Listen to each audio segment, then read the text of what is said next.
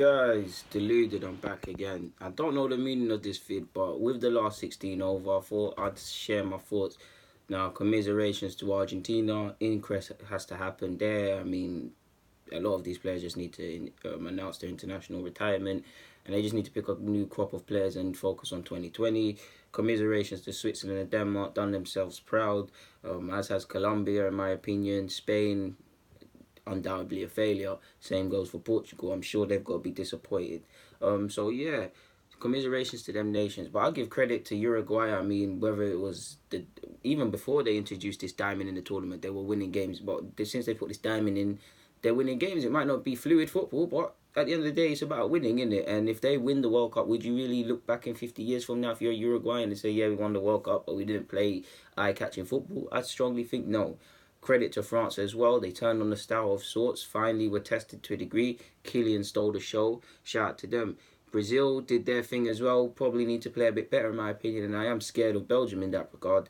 But went through. By the same token, I just mentioned them. Credit to Belgium. They did their thing as well. Fantastic turnaround. But if you're being honest, they shouldn't have been in that situation.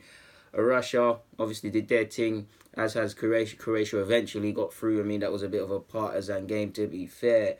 But yeah, man, moving on into the last eight, Brazil versus Belgium. I want Brazil to win. I'm actually scared of Belgium, man. You got to be really scared of the underdogs, man. I'm really scared of Brazil have a problem with crosses. Lukaku, you put that on his head, he's going to score. Cross the ball. Guys like Vertonghen will pull it in. If he whips it round first time, you never know. It could happen. Is it Uruguay versus France? I'm so sure that's it. If it isn't, forgive me, people. But that's going to be a good game. Two favourites for the competition, without a doubt. Big fan of how Uruguay are playing. Obviously, for obvious reasons, I warmed to France, so that's going to be a good game. It boils down to tactics, and I do think France's midfield could show a bit more. Pogba bossed it that game, but they do collectively, not just to dig anyone else. They need to show a bit more. Uruguay play a diamond, so the midfield battle is going to be interesting. I want to see who gets outnumbered and them things there. So there's that. England versus Sweden. Obviously, myself, I want England to win. I want England to batter them. But it's been anything but in our last couple of meetings. If you remember 2012, our meeting in 2012, it was a draw, I'm sure. 02, it was a narrow victory. Obviously in 06, it was 2-2. So it's been quite nervy, man. It's been quite nervy, man. Because if you look at the last couple of fixtures between us and Sweden, 4-2 to Sweden, 3-2 to England, 1-0 to Sweden. 06 was 2-2. 04 in a friendly, they beat us 1-0. So I do believe England can win. But if you look at the basis of things, it is one that could be filled with both teams scoring, with a lot of drama, with a late goal, some sort of controversy. Russia versus Croatia is going to be a good one. Croatia, many people's dark horses, of course. Russia, homeland of the World Cup at the moment, got the world behind them in the sense that people like to see an underdog win.